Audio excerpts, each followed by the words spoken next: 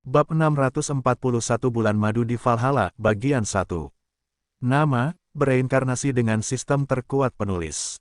Plus mematikan mengatur ulang. Setelah semua air matanya mengering, William menuntun Chiffon ke kamar yang diberikan kepadanya setelah ia menjadi salah satu komandan Einherjars. Kamar itu sangat luas, dan didekorasi dengan mewah, sesuai dengan statusnya sebagai salah satu elit di Valhalla. Saat ini, William merasa sangat lelah. Jadi tanpa sadar ia menuntun Chiffon ke tempat di mana ia tinggal setiap kali ia tidak sedang menjalankan misi. Chiffon, di sisi lain, menatap kamar itu dengan rasa ingin tahu yang besar. Jantungnya berdetak kencang di dalam dadanya saat sebuah pikiran terlintas di benaknya. Mama berkata bahwa setelah aku menikah, suamiku dan aku harus menyempurnakan pernikahan kami, pikir Chiffon dengan harapan besar. Dengan melakukan itu, aku akan dapat melahirkan bayi-bayi Big Brother. Tapi, bagaimana bayi dibuat? Gadis berambut merah muda itu melirik cincin di jari manis William dengan ekspresi serius. Chiffon tidak sepenuhnya tidak menyadari makna di balik sebuah cincin. Ibunya, April, telah bercerita kepadanya tentang kebiasaan manusia dan apa artinya memiliki cincin di jari manis seseorang. Sementara ia sibuk merenungkan beberapa hal dalam kepalanya yang polos, William membuka pintu yang mengarah ke kamar tidurnya. Chiffon menatap ranjang raksasa yang dapat dengan mudah menampung belasan orang, dan bertanya-tanya apakah ranjang itu akan senyaman ranjang di kamar Putri Sidoni. Ayo tidur bersama, Chiffon, kata William sambil menuntun pengantin mudanya ke ranjang besar. Ia menyuruh Chiffon duduk di atas ranjang sambil dengan lembut melepaskan sepatu yang dikenakannya. Setelah melepaskan sepatunya, William dengan jenaka menggelitik telapak kakinya, yang membuat Chiffon tertawa terbahak-bahak. Kakak, berhentilah menggangguku, kata Chiffon sambil cemberut. Ia masih terengah-engah setelah mengalami serangan gelitikan William yang benar-benar mengejutkannya. Half-elf itu terkekeh sambil mengecup pipi Chiffon yang menggemaskan, yang membuat wajah cemberut Chiffon menghilang. William berbaring di ranjang, dengan kedua lengannya terbuka lebar. Bantal empuk itu terasa begitu nyaman hingga ia hampir tertidur.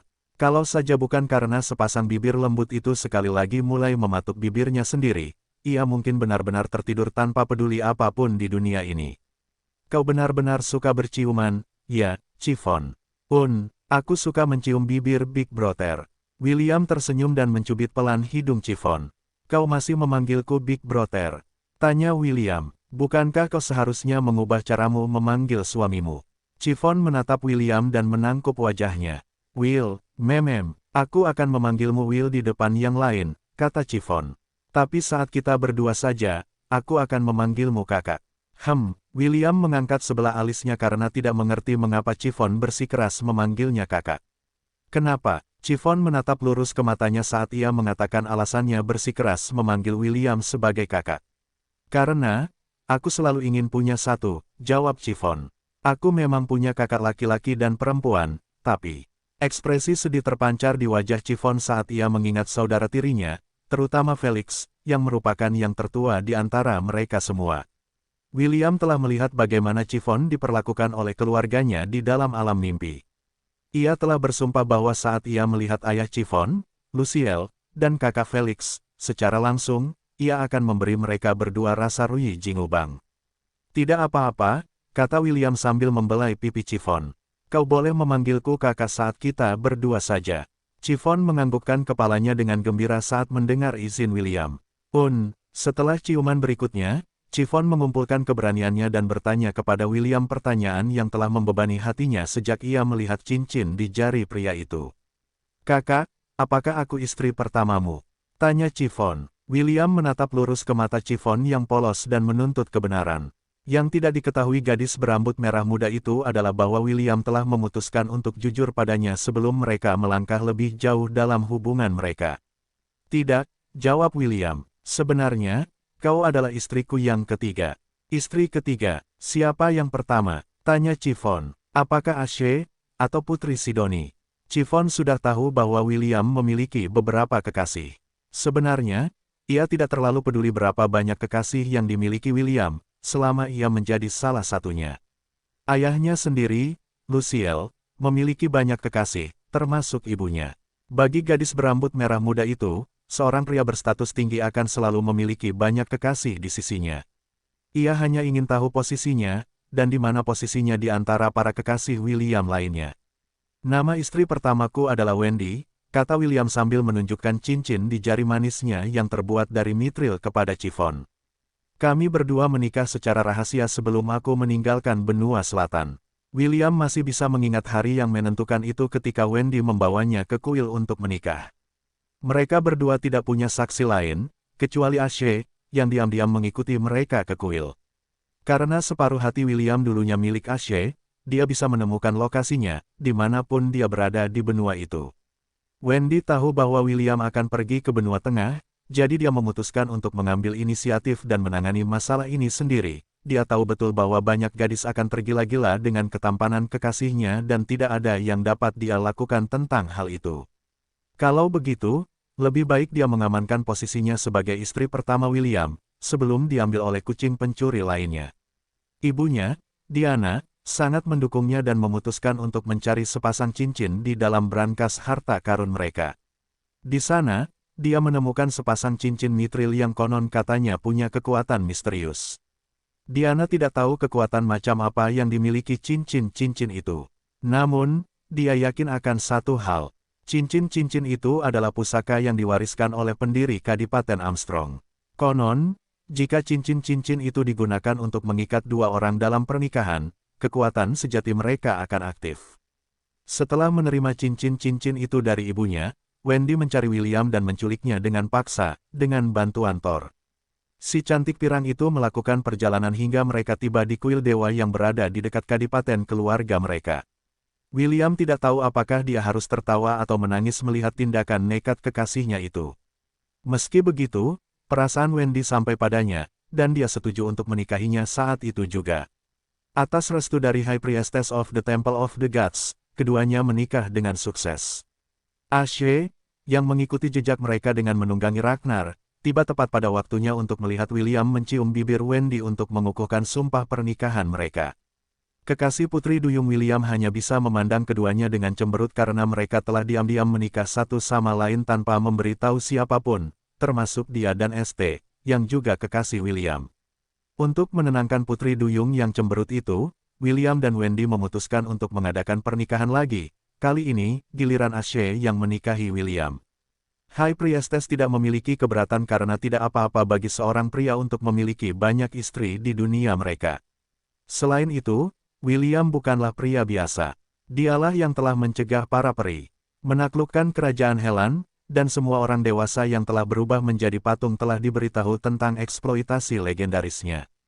Karena itu, imam besar merasa terhormat dipilih sebagai orang yang memimpin upacara pernikahan bagi pahlawan yang telah menyelamatkan kerajaan. Ashe adalah istri keduaku, William melanjutkan penjelasannya. Jika Anda bertanya-tanya di mana cincin kawin kami, cincin itu tidak ada di jari kami, tetapi di hati kami. William menanggalkan pakaian atasnya dan menempelkan tangannya di dadanya. Jika Ashe tidak memberiku separuh hatinya, aku pasti sudah lama mati, kata William lembut. Chiffon bergerak mendekat dan mencium permata di dada William. Permata itu bersinar terang, seolah menanggapi isyarat cinta Chiffon. Selain Putri Sidoni, apakah Anda punya kekasih lain? Tanya Chiffon. William menganggukkan kepalanya dan memeluk Chiffon dengan penuh kasih sayang. Kau belum bertemu dengannya, tapi nama kekasihku yang lain adalah ST.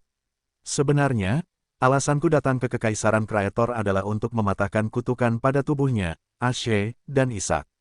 Si peri setengah itu kemudian menceritakan alasan sebenarnya kedatangannya ke Kekaisaran Kreator. Dia tidak menyembunyikan apapun dari Chiffon dan mengatakan kepadanya bahwa alasan mereka datang ke Menara Babilonia adalah karena misi yang diberikan oleh Dewa Pelindung Kekaisaran Kreator, Amon, kepadanya. Selain ST, ada juga tuanku, kata William. Meskipun Celine belum mengonfirmasi seperti apa hubungan mereka saat ini, William telah memutuskan bahwa tuannya sudah menjadi salah satu wanitanya, dan karena itu, dia menambahkannya ke dalam daftar kekasihnya, terlepas dari apa yang akan dikatakan Celine tentang hal itu di masa mendatang. Tuanmu sangat cantik, kata Chiffon dengan ekspresi sedih. Aku tidak bisa mengalahkannya. Gadis berambut merah muda itu menunduk, dan merasa tertekan. Gadis bodoh, William mencubit telinga Chiffon pelan. Kau sudah baik-baik saja, tidak perlu membandingkan dirimu dengan tuanku. Lagi pula, kau sama sekali tidak kecil. Paling tidak, Ukuran payudaramu B cup. BC cup. Ya, itu artinya ukuran payudaramu sempurna. Chiffon masih setengah ragu, tetapi William tidak berhenti di situ, dan terus memuji kualitas baiknya, yang membuat gadis berambut merah muda itu melupakan rasa tidak amannya. Selain tuanmu, apakah ada orang lain? Chiffon melanjutkan interogasinya. William berhenti sejenak sebelum menganggukkan kepalanya. Aku sudah sedikit melupakannya, tetapi aku punya satu kekasih lagi, jawab William dengan ekspresi rumit di wajahnya.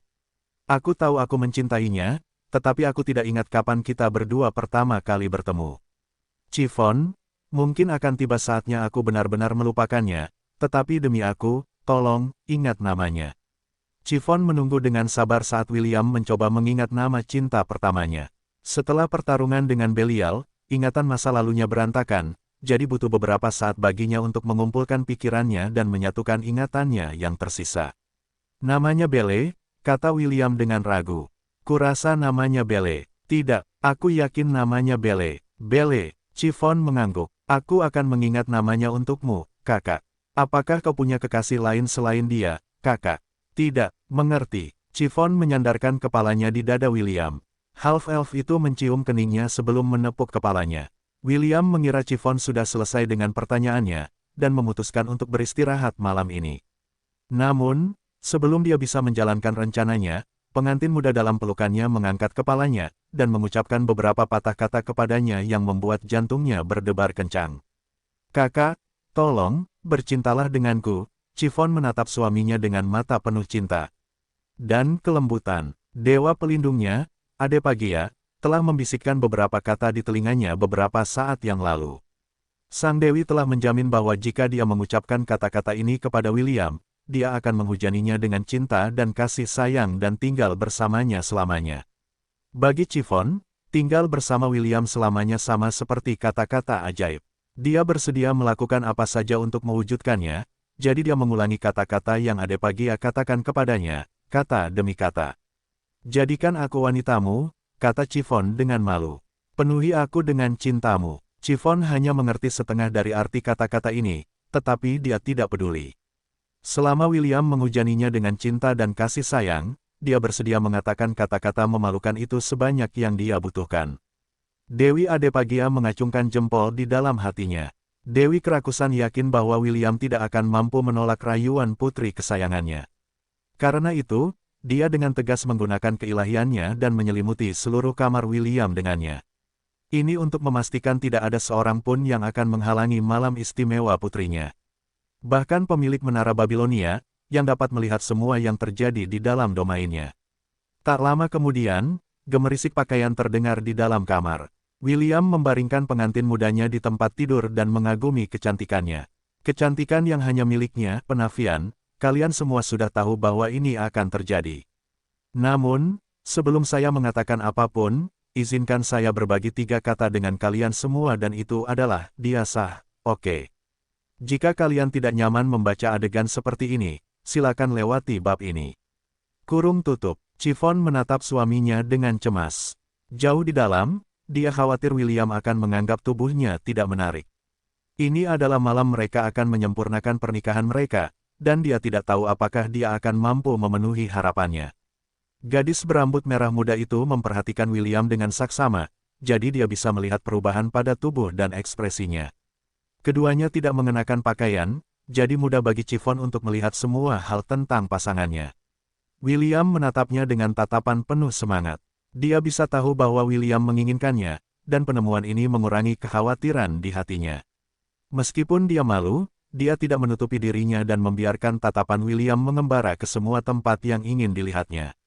Half-elf itu merasakan kecemasan Chiffon, jadi dia mencium kening dan pipinya, sebelum berbisik di telinganya. Kau sempurna apa adanya, Chiffon, bisik William. Dan meskipun kau tidak sempurna, itu tidak akan mengubah kenyataan bahwa aku mencintaimu. Apapun yang terjadi, kau akan mendapat tempat di hatiku. Air mata mulai jatuh dari kedua pelupuk mata Chiffon karena kata-kata William telah mengusir semua rasa tidak amannya. Half-elf itu menyeka air matanya dengan jari-jarinya, dan memberinya ciuman panjang di bibirnya. Gadis berambut merah muda itu membalas ciuman William dan bahkan melingkarkan lengannya di punggungnya. Sejak William mencium bibirnya untuk pertama kalinya, dan membalas hatinya, dia menjadi sangat suka berciuman. Dia tidak pernah merasa sebahagia ini dalam hidupnya, dan itu membuatnya menyadari bahwa dunia ini tidak sekelam dan sesulit yang dia kira di masa lalu. Setelah ciuman mereka berakhir, William menundukkan kepalanya dan mencium leher Chiffon. Ia kemudian bergerak ke bawah dan meninggalkan jejak ciuman di tubuhnya yang lembut dan halus, hingga ia mencapai 2 gundukan salju lembut yang menjadi miliknya. William tidak ragu dan mengecup Chiffon sebelum melakukannya. William bergantian mencium keduanya, yang membuat pengantin mudanya menarik napas dalam-dalam beberapa kali, saat ia menahan serangannya yang tak henti-hentinya. "Kak, aku merasa aneh," kata Chiffon dengan ekspresi memerah. Alih-alih menjawabnya, William terus menghujaninya dengan cintanya, membuat gadis berambut merah muda itu mencengkeram spray dengan tangannya, dan tanpa sadar membiarkan suara manisnya keluar dari bibirnya. Half-elf itu merasa erangan penuh kenikmatan dari Chiffon benar-benar tak tertahankan. Meskipun istrinya beberapa bulan lebih tua darinya, parasnya yang mungil, karena garis keturunannya sebagai half-dwarf dan half-demon, membuat William merasakan kerusakan yang sulit dijelaskan. Half-elf itu menghabiskan banyak waktu untuk mempersiapkan Chiffon untuk penyatuan mereka. Dia sangat khawatir bahwa Chiffon mungkin tidak akan sanggup menerimanya, tetapi gadis berambut merah muda itu telah meyakinkannya bahwa dia bukanlah vas rapuh yang akan mudah pecah. Saat mereka menjadi satu, Chiffon dipenuhi dari kepala hingga kaki dengan keyakinan kuat bahwa dia telah dilahirkan untuk momen ini. Masa kecilnya yang menyedihkan, dan apa yang tersisa dari kepolosannya, hancur berantakan seperti pecahan-pecahan cangkir kristal berharga yang telah dikunci untuk dipamerkan. Bahkan rasa sakit yang sementara itu pun lenyap, dan digantikan oleh janji keabadian. Untuk sesaat, Chiffon membayangkan dirinya menatap ke bawah pada percintaan mereka dari atas kepala mereka. Chiffon mengamati tubuhnya dari sudut pandangnya, dan merasa bahwa tubuhnya halus, dan cukup, mampu menghadapi badai yang ditimbulkan oleh half-elf di dalam dirinya.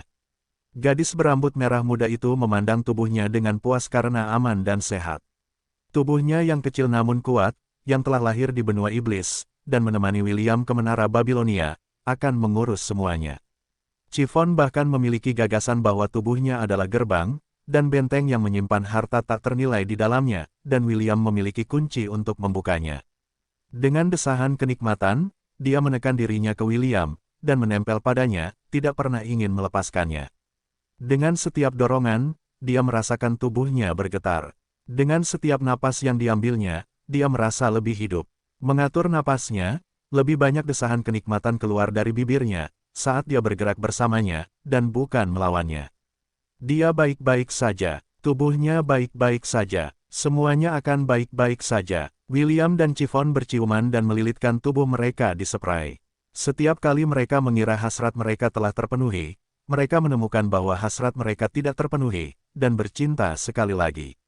Sesi bercinta terakhir mereka terasa manis dan lambat, tetapi seperti saat pertama kali mereka dipenuhi gairah, sesi itu sama menyenangkannya. Ketika mereka akhirnya berhenti, dan menempelkan tubuh telanjang mereka dalam kehangatan satu sama lain, Chiffon merasa bahwa bahkan bentuk kontak fisik yang sederhana ini terasa sangat nikmat hingga ia ingin menangis. Itu adalah keintiman yang jauh melampaui konsep bercinta. Bersama dengan pria yang dicintainya membuat tubuh dan jiwanya terasa lengkap. Untuk pertama kalinya dalam hidupnya, Chiffon merasa hatinya dipenuhi cinta, bahkan dosa kerakusannya pun tidak dapat membuatnya merasa lapar saat itu. Tak lama kemudian, mereka tertidur dalam pelukan masing-masing, mengetahui bahwa cinta mereka satu sama lain telah tersampaikan dengan baik. Kedua pengantin baru itu tidak ragu dalam benak mereka bahwa api cinta yang mereka bagi akan terus menyala hingga akhir zaman. Tanda pisah tanda hubung. Creator Empire, air mata mulai mengalir di sisi wajah Ashe, bukan karena kesedihan, tetapi karena perasaan cinta yang luar biasa yang dirasakannya melalui William. Keduanya berbagi kedua bagian hatinya, jadi dia dapat merasakan emosi yang kuat dari pasangannya. Sekarang setelah hukum lantai 51, berada di bawah kendali William, hubungan mereka satu sama lain telah terjalin kembali. Meskipun William tidak dapat pergi ke Thousand Beast Domain karena pembatasan menara Babilonia, Ashe masih dapat mengiriminya pesan jika dia memasuki Thousand Beast Domain milik William. Setelah mengamankan Kenneth dari para Amazon, Ashe pergi ke Williams Domain untuk berkomunikasi dengan kekasihnya.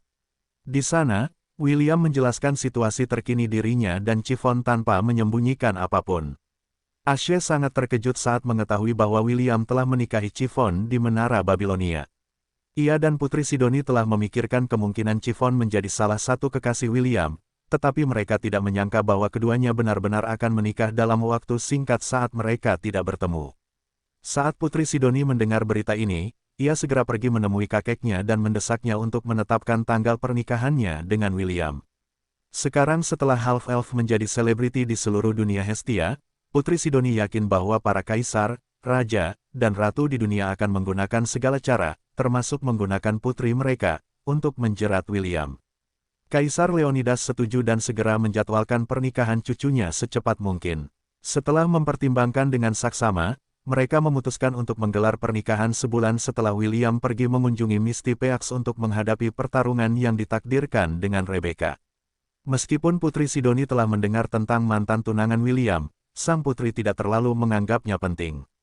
Dia telah bertanya kepada William, dan juga para kekasihnya yang lain, Wendy, Ashe, dan St, tentang apa yang disebut sebagai kejeniusan kerajaan Helan, dan tidak mendengar hal-hal baik tentangnya. Wendy adalah satu-satunya yang bersikap netral karena Rebecca adalah teman dekatnya, seperti saudara perempuan. Namun, Ashe dan St tidak menahan rasa jijik mereka terhadap wanita berambut coklat itu, yang hanya memperlakukan William sebagai alat untuk menghindari lamaran pernikahan dari berbagai keluarga berpengaruh. Mereka ada di sana ketika Rebecca dan William dipaksa untuk menyetujui duel 7 tahun mereka di puncak Sekte Misty. Namun, karena peristiwa yang terjadi di benua selatan, pertempuran yang telah lama ditunggu-tunggu itu dipindahkan ke hari berdirinya sekte tempat dia bergabung. Putri Sidoni hanya bisa menertawakan hatinya melihat keadaan saat ini. Baginya, Rebecca telah kehilangan banyak waktu saat dia memutuskan untuk membatalkan perjanjian pernikahannya dengan William. Sang putri bahkan menantikan saat dia, Ashe, dan utusan kekaisaran Kreator akan mengunjungi Rebecca di Sekte Misty, dan secara pribadi menyaksikan apa yang disebut jenius itu diinjak-injak di bawah kaki kekasihnya. William terbangun saat fajar dan melihat pemandangan yang tak terduga. Pengantin mudanya, yang sedang meringkuk dalam pelukannya, menggigiti dadanya saat ia tertidur. Rasanya geli sekali, tetapi William menahannya karena sangat jarang baginya untuk bangun dan melihat Chiffon menggigiti tubuhnya saat ia tertidur. Air liur terlihat keluar dari sudut bibirnya saat ia terus menggigiti tanpa peduli apapun. William tidak tahu apakah ia harus tertawa atau khawatir tentang keadaan Chiffon saat ini. Di satu sisi, ia berharap memiliki ponsel untuk merekam momen memalukan pengantinnya yang berambut merah muda dan menyimpannya untuk selamanya. Ia sebenarnya menantikan reaksi seperti apa yang akan dilakukannya, begitu ia melihat dirinya melakukan sesuatu yang sangat mirip Chiffon kepadanya. Di sisi lain, ia merasa sedikit cemas karena istrinya membawa dosa kerakusan dan merupakan mantan raksasa. Kedua persona itu suka makan, dan William merasa bahwa ia harus mencari cara untuk memastikan bahwa Chiffon tidak akan memakannya secara tidak sengaja saat ia tidur. Setelah kecemasannya mereda, William dapat menghargai kecantikan muda dalam pelukannya. Berbeda dari kekasih-kekasihnya yang lain, Chiffon seperti malaikat kecil yang telah lahir ke dunia untuk dicintai. Sayangnya, kenyataan itu kejam, dan ia harus berjuang sendiri setelah ibunya meninggal. Itu benar-benar memilukan, terutama ketika ia dikelilingi oleh keluarga seperti itu. Tekad Half-Elf untuk memukul kakak laki-laki Chiffon, Felix, dan ayahnya, Lucian, semakin kuat dalam benaknya. William masih dapat mengingat janji yang ia buat kepada April di dalam alam mimpi Chiffon. Ia tidak tahu apakah apa yang terjadi di sana benar-benar terjadi, atau apakah itu hanya hasil dari keinginan iblis hati dan Chiffon. "Tolong, beristirahatlah dengan tenang, ibu mertua," kata William dalam hatinya. "Aku akan mencintai dan melindungi putrimu selama sisa hidupku." William menyingkirkan helaian rambut yang menutupi wajah Chiffon dan dengan lembut mengecup keningnya. Sekilas ia tahu bahwa kekasihnya itu sangat lelah dan mungkin akan terbangun sekitar tengah hari karena betapa bergerahnya mereka berdua pada malam pertama mereka. Half-Elf itu dengan penuh kasih mengaktifkan skill Life Mage miliknya dan menggunakannya untuk menyembuhkan tubuh Chiffon. Meskipun ia berusaha sebaik mungkin untuk bersikap lembut, erangan istri kecilnya itu terlalu sulit untuk ditahan. Karena itu, ada kalanya ia bersikap sedikit kasar padanya. William saat ini sedang menggunakan sihir penyembuhan untuk memastikan bahwa luka apapun yang mungkin diterima Chiffon selama bercinta akan sembuh. Ia begitu peduli padanya sehingga hatinya sakit memikirkan meninggalkan memar di tubuh halusnya. Mungkin karena sihir penyembuhan William, Chiffon menghentikan gigitannya dan hanya meletakkan kepalanya di dadanya. Ini berlanjut selama beberapa menit hingga mantra penyembuhan William hilang. Chiffon memilih saat ini untuk bangun, dan hal pertama yang dilakukannya adalah mencium pipi William. "Terima kasih, kakak," kata Chiffon. "Aku mencintaimu." "Aku juga mencintaimu," jawab William sambil membalas ciumannya. "Apakah aku membangunkanmu?" Chiffon menganggukkan kepalanya dan menguap, sebelum meringkuk di dada William. Kelelahannya telah hilang sepenuhnya oleh sihir penyembuhan William. Meskipun dia masih mengantuk, dia melawannya dan mencari kehangatan kekasihnya. Half-elf itu dengan senang hati mengakomodasi pengantinnya, dan memanjakannya. Setelah memanjakan gadis berambut merah muda itu, Chiffon tiba-tiba memiliki suasana hati yang menyenangkan dan mulai mencubit dada William sambil tertawa kecil. Namun, dia melakukan kesalahan saat melakukannya.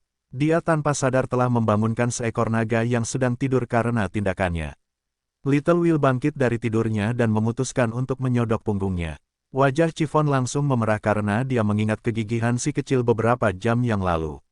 Dia mendongak untuk melihat ekspresi William, tetapi dia langsung membeku ketika William melihat senyum jahat di wajahnya. "Chiffon, kakak, jangan bermain api kecuali kau siap terbakar," kata William dengan nada menggoda. "Aku baru saja menyembuhkan tubuhmu dan kau sudah mencari masalah." Chiffon menutupi wajahnya karena malu karena dia tidak menyangka tindakannya akan berubah menjadi seperti ini. William terkekeh dalam hati karena dia hanya bercanda dengannya. Dia tahu bahwa Chiffon masih belum berpengalaman dalam hal-hal seperti ini, jadi dia memutuskan untuk melakukannya dengan perlahan. Dia bertindak seperti bandit dan menggendong Chiffon dari tempat tidur dan menuju ke kamar mandi. Gadis berambut merah muda itu tidak melawan dan membiarkan dirinya digendong oleh suaminya. Chiffon tahu bahwa, setelah sebulan, dia dan William akan kembali ke dunia luar. Ketika itu terjadi, dia tidak akan memiliki kesempatan untuk memonopoli suaminya karena dia juga mencintai wanita lain. Setelah bertanya siapa kekasih William saat ini, Chiffon memiliki gambaran kasar tentang siapa yang akan dinikahinya selanjutnya. Karena itu, ia memutuskan untuk memanfaatkan waktu yang dimilikinya saat ia dan William tidak dapat meninggalkan menara. William hanya berencana untuk mandi bersama Chiffon, tetapi karena tekadnya, mereka berdua menghabiskan 2 jam di dalam kamar mandi. Half-elf itu terkejut melihat bahwa istrinya memiliki sisi pemberani. Meskipun demikian, ia menerima ajakannya dan menghabiskan waktu berkualitas dengan istrinya selama bulan madu mereka selama sebulan. Tanda pisah tanda hubung. 5 jam setelah kejadian William dan Chiffon di kamar mandi. William saat ini sedang menatap brankas harta karun Kastil Asgard. Tentu saja, karena dia baru saja merenovasi lantai 51 sehari yang lalu, brankas itu tidak berisi apapun di dalamnya, atau begitulah yang ingin dia pikirkan. Sebagai pemilik lantai Asgard, William menyadari semua yang terjadi di lantai itu. Saat ini, ada fluktuasi aneh yang datang dari brankas harta karun kastil, dan William pergi ke sana sendirian untuk menyelidiki. Chiffon saat ini sedang menjelajahi lantai Asgard bersama B1, B2, Soglaf, Kasogonaga, dan Ercitu. Tidak seperti William, Chiffon tidak memulihkan ingatan kehidupan masa lalunya. Baginya, Valhalla adalah tempat yang familiar namun asing, jadi dia memutuskan untuk melihat dunia yang telah dibuat suaminya. Half-elf itu tidak mengizinkannya pergi sendirian, jadi dia memanggil Soglaf dan Ercitu untuk menemaninya. Kasogonaga telah tinggal di dalam Tousan Beast Domain setelah turnamen karena tidak ada hal lain yang harus dilakukan. Setelah melihat teman-temannya pergi ke lokasi William, terenggiling berwarna pelangi itu memutuskan untuk ikut. Setelah sekelompok kecil turis yang berisik itu meninggalkan Aula Valhalla, William menuju ke Kastil Asgard untuk menghadapi apapun yang ada di balik pintu gudang harta karun. Dia sudah memiliki gambaran kasar tentang apa itu karena kepala sekolah Akademi Silverwind, Gilbert, telah memberikan semua pengetahuannya tentang lantai 51 kepadanya. Gudang harta karun sang panglima perang yang hilang, gumam William sambil menekan tangannya di atas gerbang gudang harta karun dan mendorongnya. Menurut Gilbert, siapapun yang menemukan gudang itu boleh memilih satu barang dari dalamnya. Lokasinya dikabarkan berada di lantai iblis Menara Babilonia, jadi tidak seorang pun dapat menemukannya untuk waktu yang lama. Kepala sekolah juga telah memberitahu William bahwa dia bersedia memberinya hadiah besar jika dia dapat mengambil artefak yang diinginkannya dari gudang harta karun misterius itu. Sebenarnya, William tidak berniat mencari artefak yang diinginkan profesor itu. Karena dia hanya bisa mengambil satu item dari brankas, dia pasti akan memilih yang terbaik dan menyimpannya untuk dirinya sendiri. Ketika pintu-pintu gudang harta karun terbuka, mata William terbelalak kaget ketika dia melihat sebuah ruangan yang dipenuhi dengan senjata, baju zirah, artefak, aksesori, dan berbagai item lainnya. Sayang sekali aku hanya bisa memilih satu, pikir William sambil menatap harta karun legendaris anak sulung, yang pernah berjalan di dunia Hestia. Optimus, apakah ada cara agar kita bisa memperoleh semua harta karun ini? Aku bersedia menggunakan semua poin dewa kita untuk melakukannya. Kurang dari tidak ada gunanya, Will. Penguasa menara ini tidak akan membiarkan hal seperti itu terjadi. Yang paling bisa kulakukan adalah membuat daftar semua item di sini dan mengaturnya menurut kelangkaan dan kegunaannya. Namun, saya punya kabar baik untuk Anda. Lebih besar dari, saya selalu senang mendengar kabar baik. Ayo, ceritakan. Kurang dari Chiffon juga telah dikenali oleh Vault of the Vanished Warlord. Artinya, dia dapat mengambil harta karun untuk dirinya sendiri. Lebih besar dari, itu memang berita yang bagus. William terkekeh. Dia tidak memikirkan kemungkinan ini, tetapi setelah memikirkannya, dia menyadari bahwa Chiffon memang berhak mendapatkan harta karun karena dia juga telah bertarung melawan Guardian of the Floor dan menang. Optimus, pastikan untuk mencantumkan setiap item di gudang harta karun ini. Jangan biarkan satu pun perhiasan luput dari pandanganmu. Kurang dari tenang saja, gudang harta karun ini tidak dapat menyembunyikan apapun dariku. Lebih besar dari, senyum di bibir William melebar. Dia telah menggunakan keterampilan penilaiannya pada beberapa item di dalam gudang harta karun dan dia menyukai apa yang dilihatnya. Hampir setiap item yang dia periksa adalah item peringkat unik atau legendaris, yang membuat William merasa gembira. Stormcaller dan Soleil keduanya adalah senjata peringkat mistis milik dewa. Jika ia bisa mendapatkan senjata mistis lain di gudang senjatanya, maka kecakapan bertarungnya akan sekali lagi naik ke level lain. Catatan penulis, peringkat senjata dalam urutan menaik, langka, unik, legendaris, mistis, ilahi. William berjalan-jalan di gudang harta karun, tanpa menyentuh apapun. Ia tidak ingin membuat kesalahan dengan menyentuh sebuah benda, dan secara tidak sengaja mengikatnya padanya secara permanen. Jika itu terjadi, ia mungkin akan menangis darah karena kebodohannya. Untuk saat ini, ia hanya membiarkan sistem membuat inventaris, sehingga ia bisa mengintip nanti. Tanda pisah tanda hubung.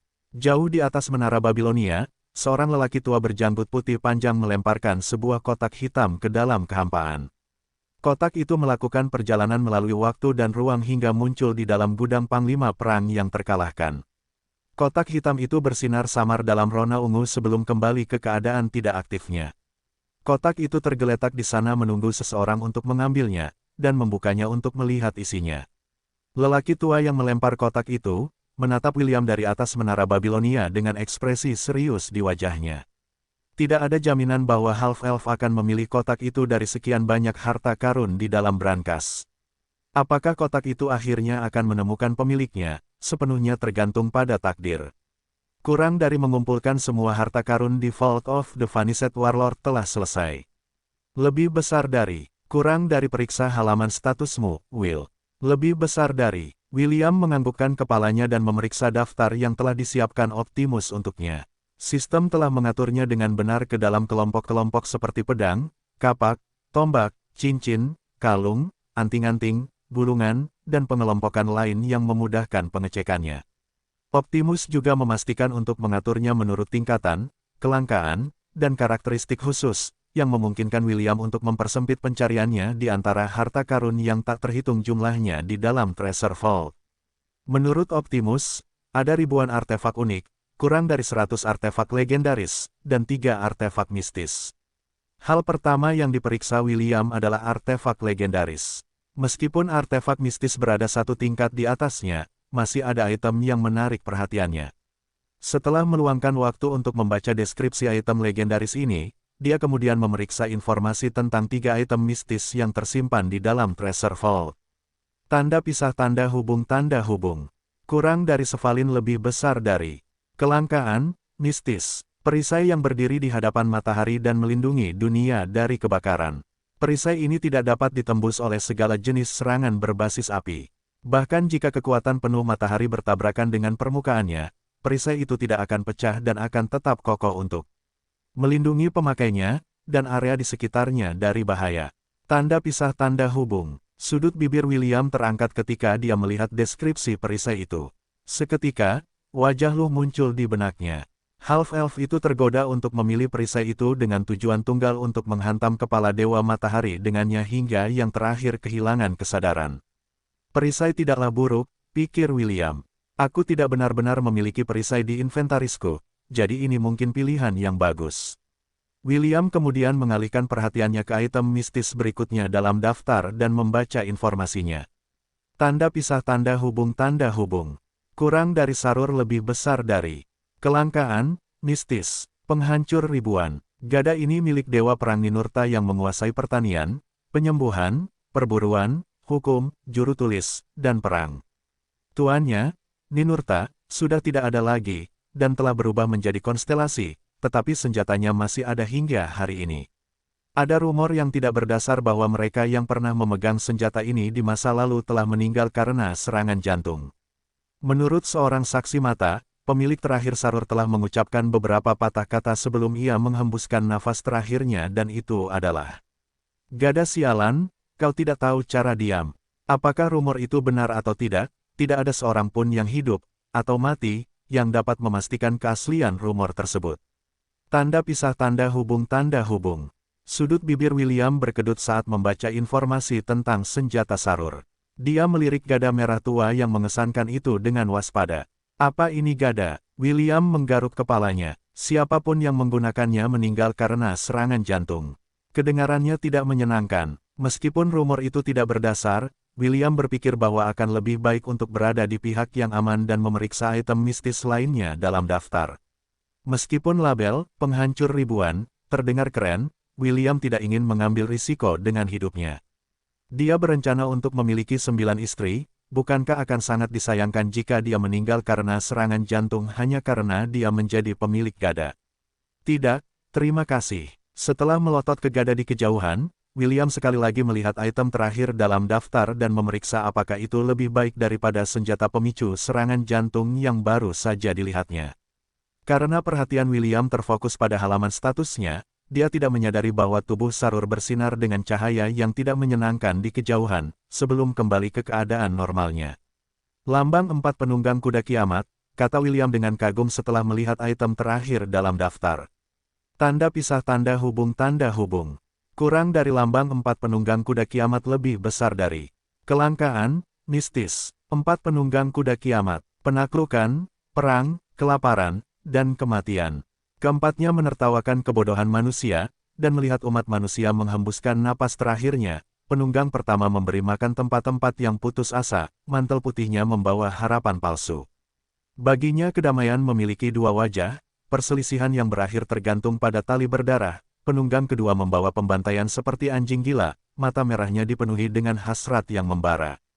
Jeritan mengerikan memenuhi udara saat trompet berbunyi, perang yang berakhir jauh di dalam lumpur yang menyeramkan. Penunggang ketiga tidak pernah merasa ada alasan untuk berduka, jiwa hitamnya tertawa ketika yang lain perlahan membusuk. Orang-orang berharap mereka tidak pernah dilahirkan, kelaparan yang berakhir dengan kecemasan yang tak terkendali, penunggang kuda keempat diracuni oleh amarah, kulit pucatnya menghancurkan setiap hati yang dipenuhi rasa takut. Mayat-mayat tergeletak di jalan yang dilaluinya, kematian yang berakhir dengan air mata yang tak lekang oleh waktu, dia yang berusaha melepaskan para iblis ini ke dunia. Tahukah kau monster apa yang kau rencanakan untuk dilepaskan atas kemauanmu sendiri? Seseorang yang berkemauan lemah tidak boleh mencoba, karena konsekuensi dari tindakan mereka akan membuat banyak orang mati. Catatan penulis, saya sedang mencari informasi tentang keempat penunggang kuda ketika saya menemukan puisi acak ini. Saya pikir itu sangat cocok dengan temanya, jadi saya memutuskan untuk menggunakannya. Penulis puisi itu bernama Niels. Tidak ada informasi lain yang bisa saya dapatkan selain fakta bahwa ia berusia 31 tahun dan tinggal di Belanda. Semua pujian adalah miliknya. William merasa merinding setelah membaca tentang item mistis terakhir dalam daftar. Lambang 4 penunggang kuda kiamat tertanam dalam medali yang sebesar kepalan tangan pria dewasa. Half-elf itu sangat tergoda untuk memilih item ini, tetapi dia berpikir dua kali karena informasi yang diberikan tidak menyenangkan. Optimus, bagaimana menurutmu? Tanya William. Kurang dari orang yang harus memutuskan adalah kamu, Will. Aku hanya bisa memberimu pilihan, sisanya terserah padamu. Lebih besar dari. William menggaruk kepalanya. Dia benar-benar tergoda untuk memilih lambang 4 penunggang kuda, tetapi instingnya mengatakan bahwa dia perlu mempertimbangkan keputusannya dengan hati-hati. Untuk saat ini, William berjalan ke arah tempat medali itu berada. Dia akan membuat keputusan setelah melihat sendiri medali itu. Medali itu diletakkan di atas alas di sudut paling kanan gudang harta karun. Untuk sampai di sana, William harus menaiki tangga untuk mencapai lantai 2 menara. Saat dia berjalan menyusuri lorong yang mengarah ke ruangan medalion, dia melihat kotak hitam sederhana di sisi jalan setapak. William meliriknya sekilas sebelum berjalan melewatinya. Namun, langkahnya langsung terhenti saat dia membaca informasi yang muncul di halaman statusnya. Tepat saat dia melewati kotak itu dengan santai, William telah mengaktifkan keterampilan penilaiannya. Itu adalah tindakan bawah sadarnya karena tempat yang saat ini dia jelajahi adalah gudang harta karun. Karena tempat itu dikelilingi oleh harta karun, instingnya muncul dan menilai barang itu bahkan sebelum dia menyadarinya sendiri. William menoleh untuk melirik kotak hitam di sisi jalan setapak dengan tak percaya.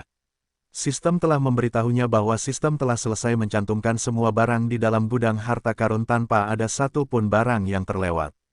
Kalau begitu, kenapa sistem tidak menyebutkan apapun tentang kotak hitam, yang dapat dengan mudah diabaikan jika seseorang tidak memperhatikan?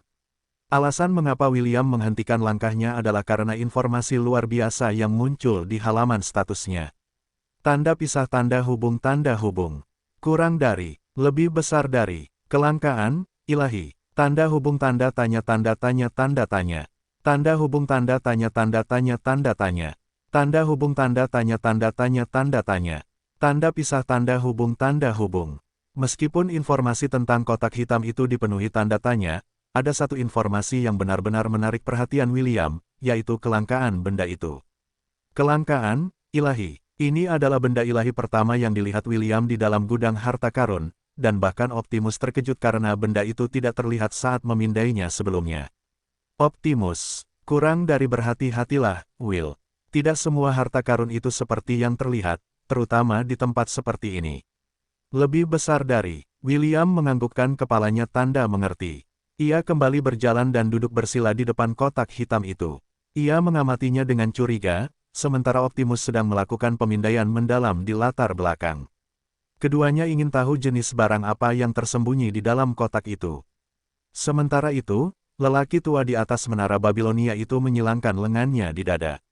Takdir mulai menggerakkan tangannya. Sekarang yang perlu ia lakukan hanyalah menunggu hasil akhirnya. William menatap kotak hitam itu dengan ekspresi serius. Itu mengingatkannya pada belati yang diberikan Raja Nuh, Raja Kerajaan Helan, untuk diamankan. Saat itu, keterampilan penilaiannya tidak memiliki kemampuan untuk mendapatkan informasi berguna apapun darinya. Baru ketika dia secara tidak sengaja menemukan domain tersembunyi, dengan bantuan uren kecilnya, Aeton, William mengetahui tujuan sebenarnya dari kotak itu. Dia merasa bahwa kotak hitam itu berbeda. Namun, karena sistem saat ini sedang menganalisisnya, mereka mungkin bisa mendapatkan beberapa petunjuk tentang barang apa yang disimpan di dalamnya. Kurang dari Will, saya sudah selesai memindai kotak itu. Saya khawatir ada hukum yang kuat yang melindungi kotak itu dari penilaian atau bahkan analisis. Hukum ini juga yang bertanggung jawab untuk menyegel apapun yang ada di dalamnya. Lebih besar dari, ini agak merepotkan, gumam William sambil mengusap dagunya. Menurutmu apa yang harus kita lakukan, Optimus? Haruskah kita bertaruh? Kurang dari aku akan membawakan bunga ke pemakamanmu. Lebih besar dari, William terkekeh mendengar cara Optimus berkata, itu keputusanmu, sobat. Tiba-tiba, rambut William berubah menjadi perak dan ekspresinya menjadi sangat serius. Dia telah memperlengkapi job kelas terkuatnya, Einherjar, untuk berjaga-jaga jika sesuatu yang tidak terduga terjadi. Optimus. Kurang dari mengerti. Saat ini dalam keadaan siaga untuk memberikan dukungan segera. Lebih besar dari. Setelah mendapat konfirmasi dari sistem, William memanggil tongkat kayunya dan menggunakannya untuk menyodok kotak hitam itu. Kotak yang dimaksud tidak bereaksi terhadap tusukannya, jadi William terus menyodoknya hanya untuk berjaga-jaga. Setelah 1 menit penuh terus-menerus menyodok, William memutuskan untuk menggunakan tongkat kayu itu untuk membuka kotak itu. Namun, apapun yang dilakukannya, kotak itu tidak mau bergerak. Setelah beberapa kali mencoba, sebuah suara terdengar di dalam gudang harta karun yang membuat William menghentikan semua tindakannya.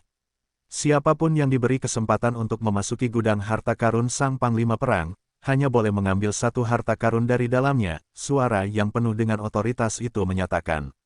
Barang apapun yang hancur atau rusak, baik sengaja maupun tidak sengaja, akan secara otomatis terdaftar sebagai barang milik orang yang dipilih. Kamu, yang telah menyelesaikan lantai 51, dapat memilih 1 barang dari brankas. Namun, setelah barang tersebut dipilih, kamu tidak dapat mengembalikannya atau menukarnya dengan barang lain. Seekor jin merah muncul di hadapan William dengan kedua tangan disilangkan di dada. Jin itu adalah penjaga gudang harta karun, dan sangat tidak senang dengan tindakan peri setengah yang menyodok salah satu barang yang menjadi tanggung jawabnya. Apakah kau berencana untuk mengambil barang itu? Jin merah bertanya dengan tidak sabar. Kalau begitu, pergilah dan berhentilah membuang-buang waktumu, dan waktuku. William melirik jin yang tidak senang yang menatapnya dengan tidak sabar. Saat itulah sebuah ide muncul di benaknya. Permisi, tapi, siapa kau? Tanya William. Jin merah mendengus seolah-olah tidak mau repot-repot menjawab pertanyaan seorang manusia. Namun, sudah menjadi tugasnya untuk membantu mereka yang telah memperoleh hak untuk mengambil salah satu harta karun di wilayah kekuasaannya. Namaku Plutus, dan aku adalah penjaga gudang panglima perang yang terkalahkan, jawab Plutus dengan sikap sombong.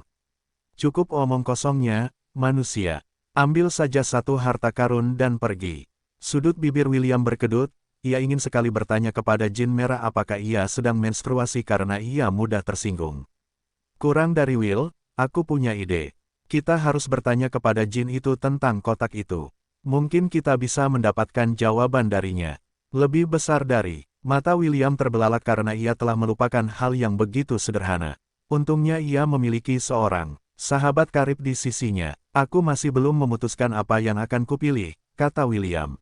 Namun, kotak ini menarik perhatianku. Bisakah kau memberitahuku apa isinya? Jin yang kesal itu melirik kotak itu sekilas. Namun, tubuhnya menegang setelah melihat lambang yang diletakkan di atas penutup kotak itu. Aku tidak tahu apa isi kotak itu. Nada bicara Plutus langsung berubah dan menjadi sedikit lebih formal. Ia mengetahui semua barang di dalam gudang harta karun dan sekilas pandang saja sudah cukup baginya untuk mengetahui bahwa kotak hitam itu tidak termasuk di antara harta karun yang disimpannya. Jika memang begitu, itu hanya bisa berarti satu hal. Salah satu dari 3 penguasa Babilonia sengaja meletakkan kotak itu di sana. Kamu tidak tahu. William memiringkan kepalanya dengan bingung. Kamu penjaganya dan kamu tidak tahu apa yang ada di dalam kotak ini. Bukankah kamu terlalu ceroboh dengan pekerjaanmu?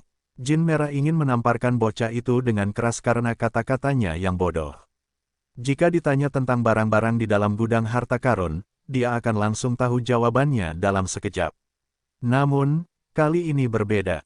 Bagaimana mungkin dia tahu apa yang tersembunyi di dalam kotak yang berasal dari salah satu tuannya? Lihat di sini, nak. Plutus berusaha sekuat tenaga untuk mengendalikan emosinya agar tidak meledak. Sebaiknya kau Jin merah menghentikan ucapannya di tengah jalan karena ia telah menerima pesan dari salah satu bos besarnya. Setelah obrolan singkatnya dengan bosnya berakhir, Jin itu menatap William dengan tatapan nakal.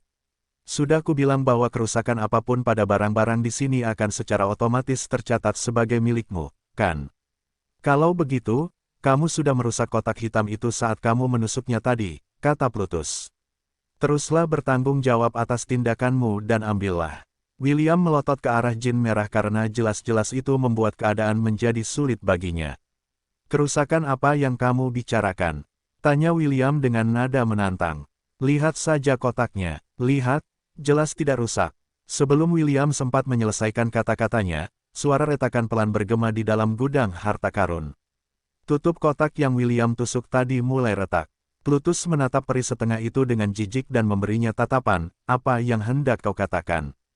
Yang membuat William terdiam. "Teruskan saja dan ambil saja, atau kau ingin aku menendangmu keluar dari gudang harta karun tanpa mengambil satu pun harta karun dari dalamnya? Aku akan sedikit lebih akomodatif dan menghitung sampai 10. Jika kau masih tidak memilih satu pun barang, maafkan aku, kau telah kehilangan kesempatanmu. Semoga beruntung lain kali." Jin Merah bahkan tidak menunggu balasan William dan mulai menghitung mundur. Karena tidak diberi pilihan lain, William menggertakkan giginya dan meraih kotak hitam tepat sebelum Plutus selesai menghitung. "Terima kasih telah mengunjungi Vault of the Vanquished Warlord," Plutus mencibir. "Selamat tinggal." Jin Merah melambaikan tangannya dan William secara otomatis dikeluarkan dari gudang harta karun. Jelas, ia tidak ingin berurusan dengan Half-Elf sedetik pun dan mengakhiri pertemuan mereka. Plutus tidak sebodoh William. Siapapun yang berhasil melewati lantai 51 akan diberi kesempatan untuk mendapatkan hadiah khusus dari menara sebagai penakluk pertamanya. Ini adalah hal yang hanya terjadi satu kali, dan hanya William dan Chiffon yang akan diberikan kesempatan ini. Namun, mereka yang berhasil melewati lantai 100 akan kembali diberi kesempatan untuk memasuki Vault of the Vanquished Warlord. Ini seperti tahap bonus di mana para penantang bisa mendapatkan hadiah ekstra karena berusaha sebaik mungkin memanjat menara. Tentu saja, ada hadiah lain yang akan diberikan kepada mereka yang telah mencapai lantai 100. Salah satu hadiah itu adalah sebuah keinginan. Terlepas dari keinginan macam apa itu, keinginan itu akan dikabulkan tanpa gagal. Selain keinginan itu, orang pertama yang berhasil melewati menara akan menerima satu artefak ilahi dari salah satu dari 3 penguasa menara Babilonia. Kotak hitam yang dimiliki William adalah salah satu artefak ilahi itu. Bos Plutus tidak menyangka bocah itu akan mengambil jalan menuju lambang 4 penunggang kuda kiamat. Ia hanya melempar kotak hitam ke jalur salah satu dari 3 barang mistis di dalam perbendaharaan.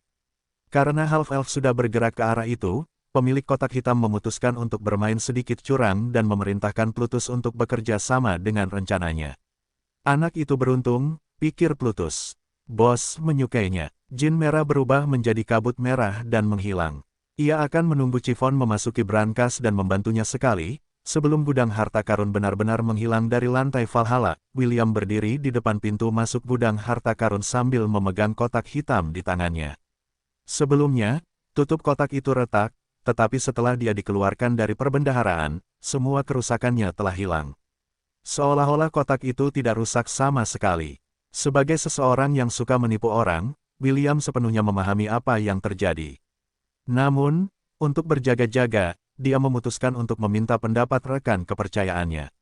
"Optimus, kurang dari selamat. Kamu tertipu, kawan. Lebih besar dari..." Sudut bibir William berkedut karena dia tidak dapat membantah klaim Optimus. Tidak peduli sudut mana yang dia gunakan, semuanya mencurigakan sejak awal. Perubahan suasana hati Red Jenny yang tiba-tiba merupakan indikator yang jelas bahwa ada sesuatu yang tidak pada tempatnya. Namun, tidak ada yang dapat dia lakukan sekarang. Ini sebaiknya sepadan. William menggertakkan giginya saat dia meletakkan kotak hitam itu di tanah. Optimus juga waspada dan terus-menerus memindai kotak di tangan William. "Siap, kurang dari siap, lebih besar dari..." William dengan tegas membuka tutup kotak dan berlari secepat yang ia bisa. Ia kemudian bersembunyi di balik salah satu pilar di aula dan mengintip kotak hitam yang terbuka di kejauhan. "Kurang dari..." Setelah pemindaian awal, aku tidak merasakan adanya fluktuasi apapun di udara. "Lebih besar dari..." Menurutmu kotak ini kosong? Kurang dari kemungkinan itu ada. Kita perlu memeriksanya lebih teliti untuk memastikan kecurigaan kita. "Lebih besar dari..." William mendesah dalam hati saat ia mendekati kotak itu dengan sangat hati-hati.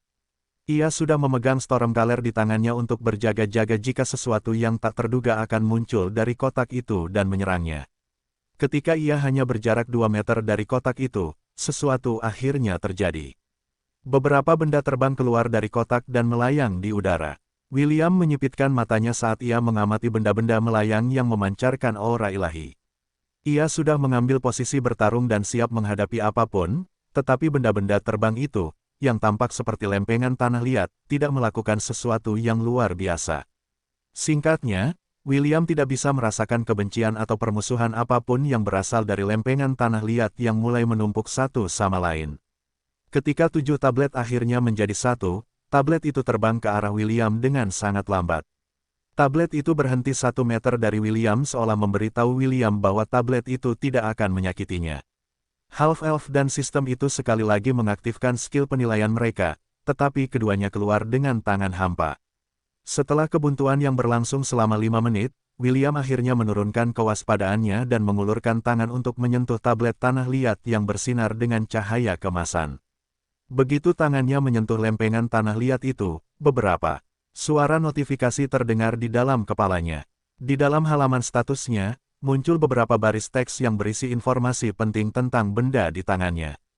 Tanda pisah tanda hubung, kurang dari Enuma Elish lebih besar dari 7 lempengan penciptaan, kelangkaan, artefak mistis. Di masa lalu yang sangat jauh, ada sebuah dunia yang diciptakan oleh para dewa. Karena adanya konflik kepentingan, dewa pencipta dunia itu memutuskan untuk membunuh dewa muda, sehingga ia dapat melanjutkan pekerjaannya untuk memakmurkan dunia. Sayangnya, kekasihnya merasa bahwa tindakan ini terlalu ekstrim dan memperingatkan dewa muda tentang bahaya yang akan menimpa mereka. Salah satu dewa muda menyusun rencana untuk menidurkan dewa pencipta dan membunuhnya. Sebuah rencana yang berhasil. Dewi yang memperingatkan dewa muda tidak menyangka bahwa anak-anak kecil itu akan terlalu kejam dan membunuh pasangannya. Marah dengan kematian suaminya, Dewi memutuskan untuk membalas dendam dan berperang melawan dewa yang telah membunuh suaminya. Para dewa muda bertempur dalam pertempuran yang sia-sia hingga seorang juara muncul dari kelompok mereka. Namanya adalah Marduk, dan dia juga orang yang membunuh Dewi Agung Tiamat, dan mengawali era bagi umat manusia. Sayangnya, karena kebodohan umat manusia, dunia hancur dan hanya tersisa kemauan kuat para dewa, yang tersimpan di dalam Enuma Elish, 7 tablet penciptaan. Siapapun yang memegang artefak ilahi ini dapat memanggil salah satu kehendak para dewa yang bersemayam di dalamnya. Setiap tablet berisi kehendak dewa, dan semuanya memiliki kekuatan dan spesialisasi yang berbeda. Meskipun kekuatan yang akan mereka gunakan tidak akan sebanding dengan kekuatan dewa saat mereka berada di puncak, mereka tetaplah kehendak para dewa, dan kekuatan yang dapat mereka kerahkan masih di atas kemampuan manusia fana. Pemilik Enuma Elish dapat memanggil avatar para dewa manapun selama persyaratannya terpenuhi. Kurang dari nama kehendak para dewa di dalam Enuma Elish lebih besar dari Tiamat, Marduk, Enlil, Enzu, Gula, Ereskkigal, Ishtar, kurang dari Ding, lebih besar dari, kurang dari Selamat. Anda telah memperoleh kelas prestis seunik Familia Mancer. Lebih besar dari AN, baca ini sebagai Familia Mancer. Tanda pisah tanda hubung. Kurang dari Familia Mancer lebih besar dari terkunci. Tolong, ya Tuhan, lu masih beruang itu. Familia Mancer adalah kelas yang sangat bergantung pada familiar mereka. Tentu saja, semakin kuat familiar mereka, semakin kuat mereka jadinya. Satu-satunya kelemahan kelas khusus ini adalah mereka sangat bergantung pada familiar mereka. Kelas pekerjaan ini saat ini terkunci karena Anda akan membutuhkan progenitor untuk membantu Anda memanggil familiar Anda. Informasi lebih lanjut tentang job class akan ditampilkan setelah job class benar-benar terbuka. Tanda pisah tanda hubung. William menarik napas dalam-dalam tanpa sadar setelah membaca informasi yang muncul di halaman statusnya. Ia tidak menyangka bahwa item yang ia dapatkan dari Treasure Vault adalah artefak yang luar biasa. Ia membaca ulang informasi tersebut 3 kali untuk memastikan bahwa ia tidak hanya melihat sesuatu. Selain dapat memanggil Avatar of Gods, ia juga menerima unik Prestige Class. Satu-satunya kekurangannya adalah Prestige Class saat ini terkunci, karena ia membutuhkan bantuan progenitornya sebelum dapat menggunakannya. Meski begitu, William sangat senang karena item yang ia dapatkan memang sebagus itu. Menurut sistem, Enuma Elish mirip dengan penjaga khusus yang dapat dipanggil oleh karakter dalam game RPG di mana mereka melepaskan serangan kuat yang bahkan dapat mengalahkan monster boss. Sial, ini mengingatkanku pada Final Fantasy, pikir William. Pemanggilan itu sangat keren. Optimus, bisakah kau memberitahuku siapa di antara para dewa yang dapat kita panggil dalam kondisi kita saat ini? Tanya William. Kurang dari menurut perhitunganku, kau akan dapat memanggil dewa yang berbeda tergantung pada kelas pekerjaan yang saat ini kau miliki. Misalnya, dalam bentuk bawaanmu, Quickshot Shepherd, satu-satunya dewa yang dapat kau panggil adalah Enzu, dewa kebijaksanaan. Jika kau menambahkan subkelas Life Wizard, kau akan dapat memanggil Gula, Dewa Penyembuhan. Jika kau melengkapi Vampiric Necromancer, kau akan dapat memanggil Ereskkigal, dan seterusnya, dan seterusnya. Saat ini, kelas pekerjaan Einherjar telah dilengkapi sehingga kau dapat memanggil Enzu, Ishtar, dan Enlil. Mengenai Tiamat dan Marduk, aku yakin kau akan dapat memanggil mereka setelah kau akhirnya membuka kekuatan sejati dari Jack of All Trades. Lebih besar dari, William menganggukkan kepalanya tanda mengerti. Ia juga cukup terhibur bahwa dewa yang dapat ia panggil bergantung pada kelas pekerjaan yang telah ia lengkapi. Tablet itu berubah menjadi partikel cahaya dan terbang ke arah permata di dada William. Tampaknya permata itu tidak bisa ditempatkan di dalam cincin penyimpanan, dan hanya bisa disimpan di dalam tubuh seseorang. Warna rambut half-elf sekali lagi kembali ke warna normalnya setelah dia mengganti job kelas Einherjar-nya. Jika memungkinkan, dia tidak ingin sering menggunakan job kelas karena setiap kali dia menggunakan potensi penuhnya, ingatan masa lalunya terbakar habis. Meskipun pertemuan pertamanya dengan Belle mungkin tampak tidak penting, itu tetap saja momen ketika dia jatuh cinta padanya pada pandangan pertama. Bagian yang menyedihkan adalah bahwa emosi yang terhubung dengan ingatan yang hilang itu juga terhapus. Untungnya, perasaan William terhadap Belle cukup kuat, meskipun ingatan pertama menghilang, ingatan lainnya cukup kuat untuk mengisi kekosongan yang tercipta saat ia kehilangan ingatan. Lebih dari apapun, William takut memikirkan untuk melupakan Belle sepenuhnya. Itulah sebabnya, jika memungkinkan, ia tidak ingin menggunakan job kelas Einherjar-nya kecuali benar-benar diperlukan. Apakah kau merasakannya? Aku mengerti, aku akan segera menuju Menara Babilonia. Seorang lelaki tua meletakkan kedua tangannya di belakang punggungnya sambil menatap muridnya. William telah memilih kotak hitam yang telah ia lemparkan ke dalam Vault of the Vanished Warlord, jadi ia membutuhkan muridnya untuk pergi ke menara secepat mungkin. Cepatlah, kau masih perlu mengajarinya hal-hal yang harus ia ketahui sebelum ia meninggalkan menara. Aku akan melakukan yang terbaik. Aku tahu, lelaki tua itu menganggukkan kepalanya. Kau selalu melakukan yang terbaik. Setelah mengucapkan kata-kata itu, hubungannya dengan muridnya menghilang. Ia melirik half-elf yang saat ini sedang melihat 7 tablet penciptaan dengan ekspresi serius. Lelaki tua itu tidak tahu apa yang akan terjadi di masa depan, tetapi ia yakin akan satu hal. Saat ketika dunia akan diselimuti kegelapan, semakin dekat setiap harinya.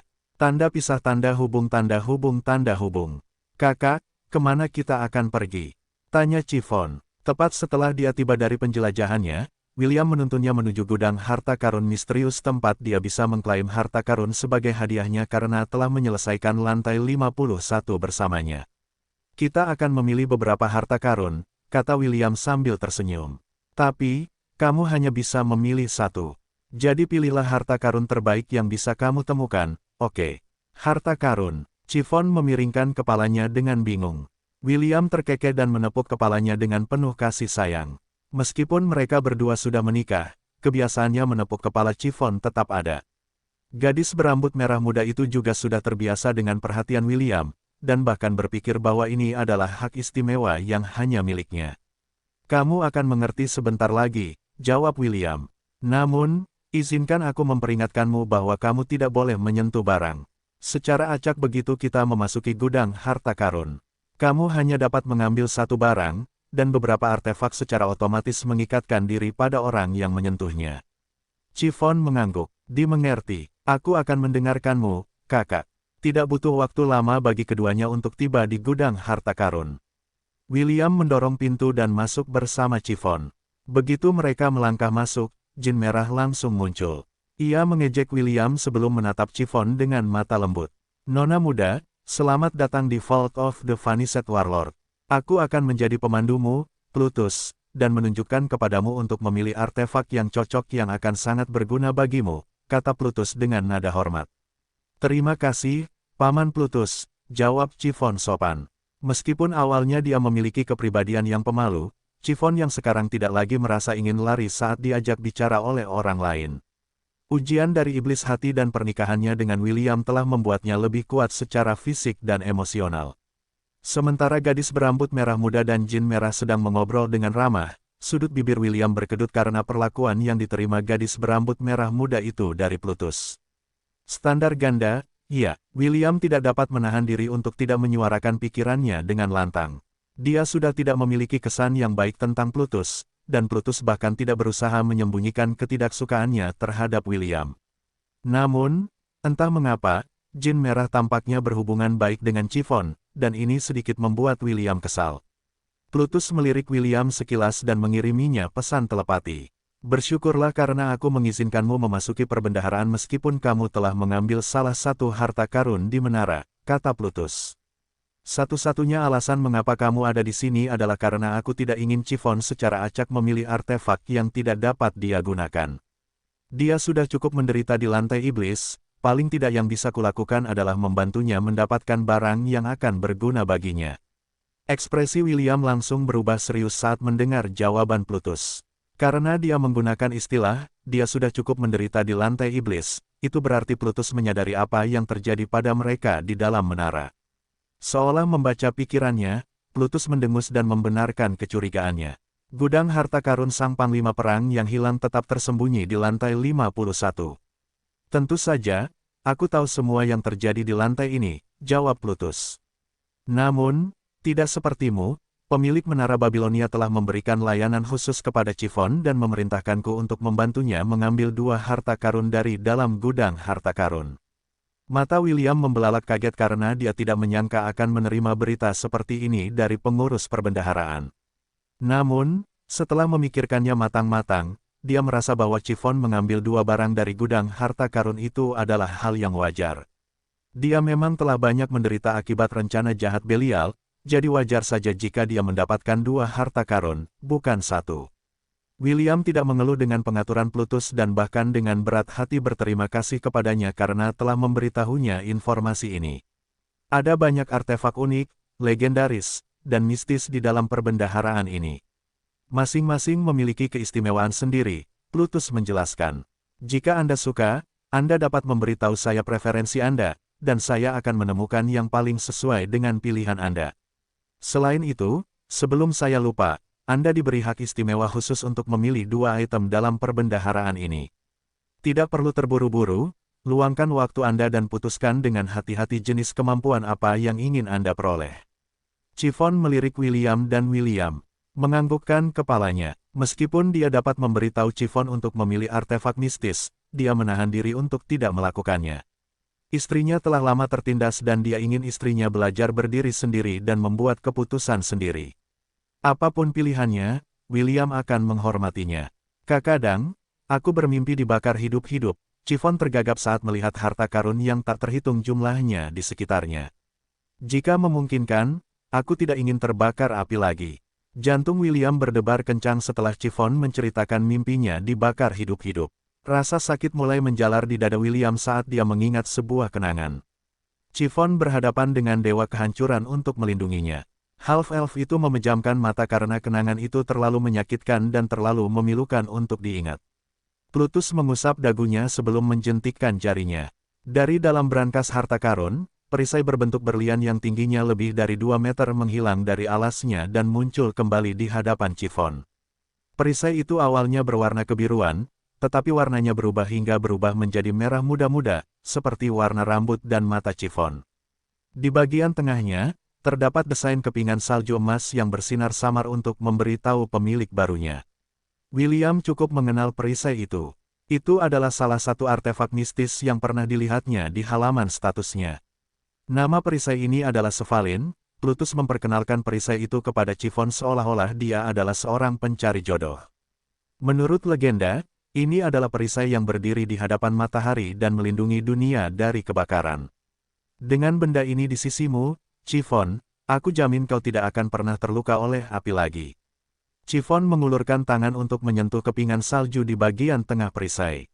Entah mengapa, dia merasa bahwa perisai ini memang akan melindunginya dari api yang telah menghancurkan dunia dalam mimpinya. Saat tangannya menyentuh lambang kepingan salju, perisai itu menyusut dan berubah menjadi pelindung lengan.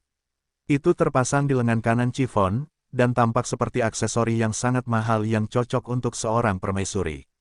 Anda memilih dengan bijak, nona muda.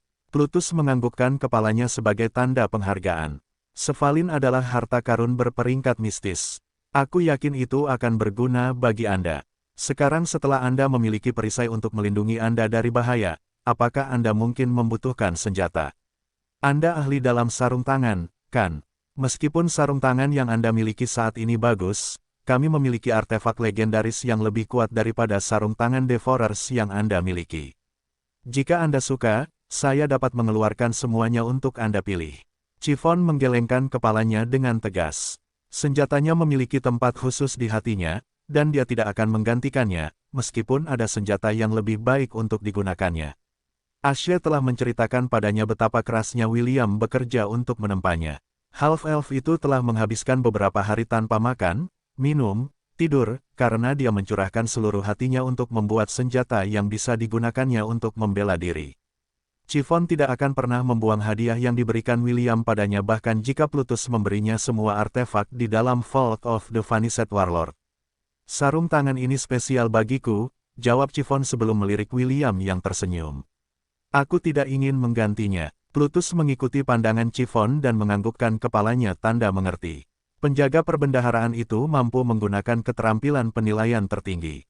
Tentu saja, dia juga tahu siapa pencipta sarung tangan itu, jadi dia tidak memaksakan idenya untuk memberi Chiffon senjata yang lebih baik daripada yang dimilikinya saat ini. Baiklah, Plutus mengangguk. Kau dapat memilih satu item lagi dari perbendaharaan. Tolong, pilihlah dengan bijak. Dari kedalaman gudang harta karun, sesuatu bergerak dari alasnya. Sudah ratusan tahun sejak terakhir kali ada pemiliknya, dan benda itu sudah mati karena bosan. Sekarang setelah ada kesempatan untuk meninggalkan tempat ini, benda itu dengan tegas bergerak.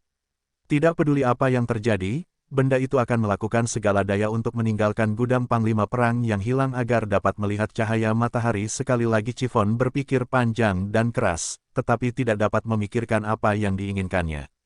Pada akhirnya, ia memutuskan untuk membiarkan William memilih barang untuk digunakannya. Sementara William berdiskusi dengan sistem tentang artefak seperti apa yang cocok untuk Chiffon, seekor anak babi emas kecil muncul entah dari mana dan mulai menggosok sisi wajahnya di kaki Chiffon. Chiffon, yang terbiasa berurusan dengan binatang buas di wilayah 1000 binatang, menganggap anak babi itu menggemaskan. Ia hendak mengambilnya ketika sesuatu yang tidak terduga terjadi. Sebuah gada biru tua terbang entah dari mana dan menghantam anak babi emas itu, membuatnya terbang menjauh. Anak babi kecil itu mengeluarkan teriakan menggemaskan saat jatuh di atas tumpukan kecil koin emas, yang menghentikan jatuhnya. Chiffon berteriak kaget dan hendak pergi ke anak babi itu, ketika gada biru tua menghalangi jalannya. Tiba-tiba, sepasang mata muncul di kepala gada itu dan deretan gigi setajam silet muncul saat ia membuka mulutnya. Nona muda, selamat siang, kata staf itu dengan hormat. Aku tahu kau khawatir dengan anak babi itu, tapi jangan khawatir, aku menahan pukulanku dan hanya mengusirnya agar kita bisa bicara. Kau tahu, anak babi itu sangat lengket sehingga saat kau memilihnya, ia tidak akan meninggalkanmu apapun yang terjadi. Gada biru tua itu hendak berkata lebih banyak, tetapi Plutus sudah muncul di antara babi itu dan Chiffon. Sarur, apa yang kau lakukan di sini? Plutus meraung marah. Kenapa kau meninggalkan tumpuanmu? Kau tahu aturannya, jadi kenapa kau melakukan hal-hal ini? Gada itu mengejek pengurus perbendaharaan dan mengarahkan kepalanya ke anak babi yang sudah merangkak keluar dari tumpukan emas tempatnya terjatuh. Lalu bagaimana dengan anak babi itu? Sarur membalas. Dia juga melanggar aturan, tetapi kau tidak mengatakan apapun. Gullinbursti hanya ingin bertemu dengan tamu perbendaharaan, jawab Plutus. Lagi pula, dia adalah hewan peliharaan Tuan. Dia bisa pergi kemanapun dia mau. Cek, sudah bertahun-tahun dan kau masih belum berubah, Sarur mencibir. Kau masih pilih kasih. Standar ganda sekali. William mengacungkan jempol pada tongkat biru tua itu dalam hatinya. Baginya, siapapun yang menentang Plutus dianggap sekutu. Meski begitu, ia tetap tidak secara terbuka memberikan dukungannya kepada Sarur. Bagaimana mungkin ia bisa melakukan itu? Ia masih ingat informasi yang ditulis tentang tongkat yang mendapat julukan penghancur ribuan ini. Menurut informasi yang ia miliki, pemilik terakhir Sarur meninggal karena serangan jantung. Meskipun rumor ini tidak berdasar, ia masih bimbang jika ia mengizinkan Chiffon mengambil artefak berbahaya seperti itu di perbendaharaan. Sementara Jin Merah dan Sarur bertengkar, Gullinburst berjalan dengan gemetar ke arah Chiffon. Jin itu tampak begitu imut dan menyedihkan sehingga Chiffon tidak dapat menahan diri untuk tidak berjalan ke arahnya. Tepat saat gadis berambut merah muda itu hendak mengambil anak babi itu lagi, Sarur muncul dan berdiri di antara mereka. "Pilih aku," pinta Sarur. "Tolong, pilih aku. Aku berjanji kau tidak akan menyesalinya. Aku adalah senjata mistis. Aku kuat, tahu. Saat aku masih bertugas aktif, mereka memanggilku sang penghancur ribuan. Denganku di sekitarmu, tidak akan ada yang bisa menindasmu. Aku akan menghancurkan mereka sebelum mereka sempat membuatmu menangis." Chiffon merasa hatinya goyah. Sebagai seseorang yang tumbuh besar dengan ditindas, kata-kata Sarur tepat mengenainya. Gadis berambut merah muda itu melirik babi emas yang berlinang air mata, dan gada biru tua yang juga mulai menangis. Tak lama kemudian, anak babi emas dan gada biru tua itu terlibat dalam pertarungan tangisan, dan berusaha sekuat tenaga untuk saling berteriak. William, yang menonton dari samping, menggaruk kepalanya. Bahkan Plutus merasa canggung karena ini adalah pertama kalinya hal ini terjadi dalam ribuan tahun ia bertugas sebagai pengurus. "Tolong, aku sudah terjebak di tempat ini selama ratusan tahun," Sarur memohon sambil menundukkan kepalanya berulang kali sambil menangis. "Aku akan melakukan apa saja. Tolong, bawa aku bersamamu." Chiffon dan William sama-sama bertanya-tanya bagaimana gada bisa menangis sebanyak Sarur. Lantai perbendaharaan sekarang memiliki genangan air kecil karena air matanya. Gullinbursti di sisi lain juga tidak mundur. Jeritan kecilnya yang menyedihkan membuat hati Chiffon sakit. Sebagai seseorang yang telah menyukai B1, B2, dan Kasogonaga, empati gadis berambut merah muda itu terhadap binatang buas juga tumbuh lebih kuat. Ia dapat mengatakan bahwa Gullinbursti merasa sangat kesepian dan ingin seseorang merawatnya. Namun, Chiffon juga tidak dapat mengabaikan Sarur yang sedang menangis. Jelas, ia juga ingin meninggalkan menara, dan bersujud untuk memohon kebaikan hati Chiffon. Chiffon menatap kedua artefak yang menangis di depannya sebelum menoleh untuk melihat Plutus. "Aku akan mengembalikan Sefalin ke perbendaharaan," kata Chiffon. "Aku akan membawa Sarur dan Gullinbursti bersamaku." Plutus mengerang dalam hati. Ia saat ini sedang dalam dilema. Sefalin telah mengikatkan dirinya pada Chiffon, jadi membawanya kembali ke perbendaharaan adalah hal yang mustahil. Perisai mistis itu bahkan telah mengubah warna dan sifatnya agar Chiffon dapat menggunakannya kapan saja. Penjaga perbendaharaan hendak memberitahu Chiffon bahwa permintaannya tidak mungkin ketika ia tiba-tiba menjadi linglung. "Berikan keduanya padanya," sebuah suara yang penuh dengan otoritas dan keilahian memerintahkan. "Gullinbursti masih muda, dan aku yakin ia perlu melihat dunia luar untuk beberapa waktu, agar kekuatannya bisa sepenuhnya terbangun. Adapun Sarur, dia pembuat onar. Jika nona muda itu tidak menerimanya, aku yakin ia akan mengamuk dan mulai menghancurkan barang-barang di perbendaharaan. Aku akan membiarkanmu menangani penjelasannya. Aku masih perlu berbicara dengan kedua temanku dan meminta mereka untuk menutup mata terhadap insiden ini. Meskipun akan sedikit merepotkan, kupikir mereka akan menghormatiku dan menyetujui permintaanku." "Dimengerti," jawab Plutus. Jin merah itu kemudian menatap Chiffon dan tersenyum lebar. "Selamat, kau telah lulus ujian tersembunyi dari Vault of the Vanished Warlord," Plutus menyatakan dengan tangan terbuka. "Sebagai pengurus perbendaharaan, perasaan tulusmu telah menyentuh hatiku. Karena itu, aku akan mengizinkanmu untuk merawat Gullinbursti selama 300 tahun. Tolong, pastikan untuk mengembalikannya kepadaku setelah 300 tahun. Apakah kau mengerti, nona muda?" Chiffon menganggukkan kepalanya dengan gembira dan memeluk anak babi emas kecil dan tongkat biru tua itu pada saat yang bersamaan. Tentu saja, Gullinbursti dan Sarur sangat senang dengan perubahan peristiwa yang tiba-tiba itu. Mereka sangat menyadari aturan menara, jadi mereka tidak mengerti mengapa Plutus mengizinkan mereka pergi bersama Chiffon. Meski begitu, keduanya tidak mengeluh. William, yang berdiri di samping, merasa ada sesuatu yang sangat salah, tetapi dia tidak bisa menyalahkannya. Chiffon mungkin percaya pada Plutus, tetapi William tumbuh bersama kakeknya James. Kakeknya adalah seorang penipu dan tukang tipu, jadi mudah baginya untuk melihat usaha Plutus yang buruk untuk menipu Chiffon. William hendak menyuarakan pendapatnya ketika dia tiba-tiba diusir dari perbendaharaan.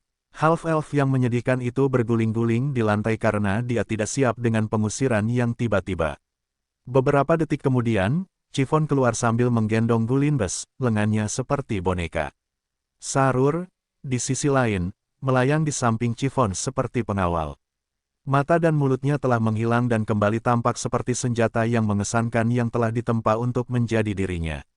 Kombinasi kelucuan Gulin Bursti dan intimidasi Sarur membuat William menggaruk kepalanya karena tidak berdaya.